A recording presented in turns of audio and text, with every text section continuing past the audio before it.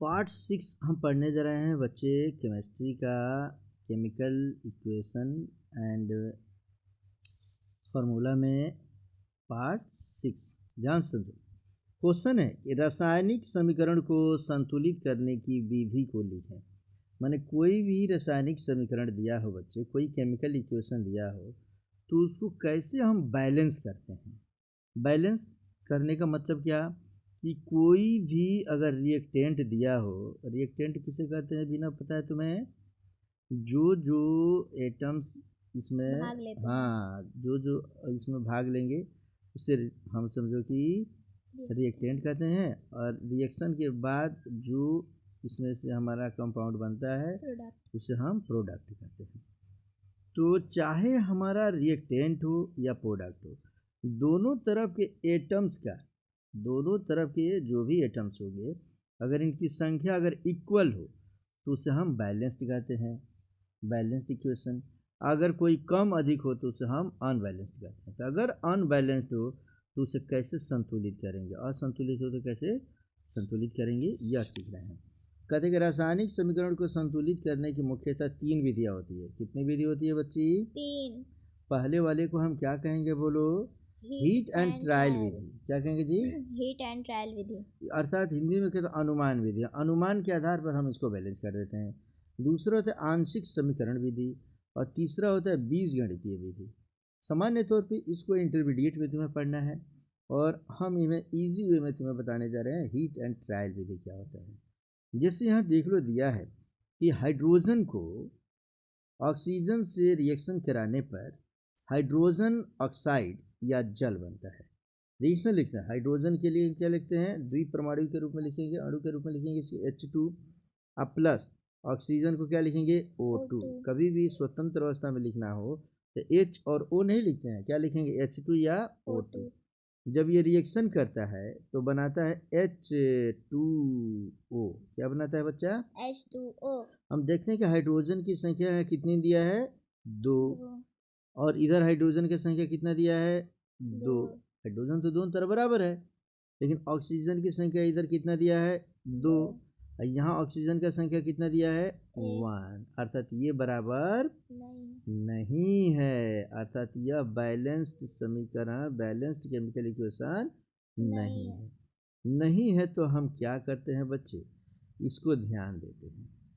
हम देखते हैं H2O यहाँ लिखे थे, हाइड्रोजन की संख्या इधर 2, इधर भी 2, तो इसमें हमें टेंशन नहीं है।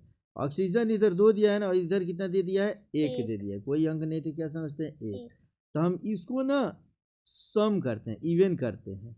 तो सम या इवन करने के लिए इसके सामने यहाँ पर हम 2 से मल्टीप्लाई कर लिए। किससे किए? 2 से ही मल्टीप्लाई क्यों किए?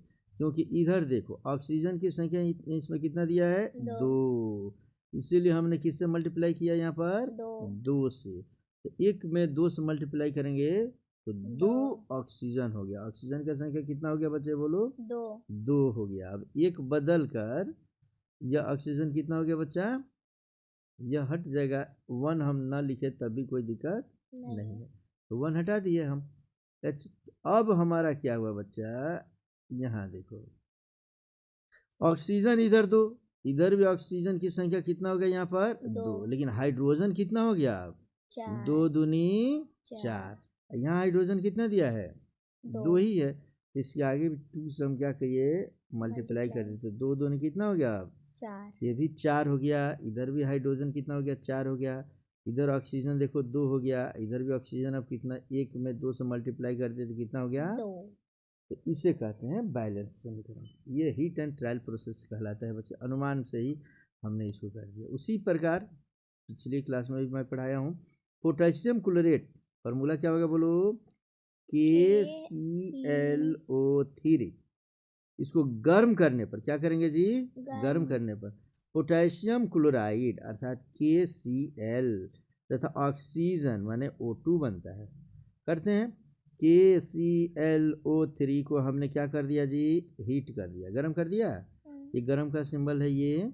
तो हमारा बनेगा क्या? पोटेशियम क्लोराइड KCl अब प्लस क्या बन गया? O2। पोटेशियम की संख्या 1 तो इधर भी 1, क्लोरीन का 1 तो क्लोरीन का 1, ऑक्सीजन 3, यहाँ ऑक्सीजन 2। ऑक्सीजन कितना दिया है? 2। तो जो विषम होता है ना उसको हम तुरंत सम करते हैं, याद रखेंगे। तो यहाँ 2 है और यहाँ 3 है, तो विषम नंबर कौन है? 3। तो हम आगे 2 से मल्टीप्लाई कर दिए, तो 2 से मल्टीप्लाई कर देंगे तो 2 अब यहाँ हो गया 6 ऑक्सीजन हो गया। कितना हो गया? 6। देख लो, इसको साफ लिख देता हूँ। ऑक्सीजन की संख्या यहाँ कितना हो गया जो मिटा रहा हूँ यहाँ पर? 6। यहाँ हो गया 6। यहाँ ऑक्सीजन की संख्या कितना दिया है? 2। तो यहाँ हम 3 से मल्टीप्लाई कर देंगे तो 3 2 ये भी कितना हो गया? 6। कितना हो गया? 6 हो गया। अब देखो यहाँ पोटेशियम KCl की संख्या 2 है ना, यहाँ KCl के आगे हम क्या कर देंगे? 2 से मल्टीप्लाई कर देंगे। ये हो गया हमारा, इधर भी KCl 2 तो इधर भी KCl 2, इधर ऑक्सीजन 2 तिहाई 6, इधर भी ऑक्सीजन 2 तिहाई 6। ये हो गया हमारा संतुलित रासायनिक समीकरण। पार्ट 6 पढ़ लिए बच्चे। रासायनिक अभिक्रिया क्यों होता है? हमने बताया था कि परमाणुओं के बीच बंधन टूटने या कुछ अन्य परमाणुओं के बीच नए बंधन बनने के कारण ही रासायनिक अभिक्रिया होती है। ये हम पढ़ चुके हैं। मिलेंगे हम लोग अगले एपिसोड में, और वह होगा एपिसोड कौन सा? 7। एपिसोड 7। मिलते हैं। सबसे ज़्यादा इम्पोर्टेंट, ये समझ में आ गया तो इंटरमीडिएट तक का केमिकल इक्वेशन तुम्हें समझ में आ गया। केमिकल रिएक्शन कितने प्रकार के होते हैं, रासायनिक रिएक्शन जो भी होती है, केमिकल रिएक्शन कितने प्रकार के होते हैं, सभी प्रकार का 10-12 प्रकार मैं तुम्हें पढ़ा दूंगा बच्चे। तो मिलते हैं हम लोग नेक्स्ट वीडियो 7 में। ओके।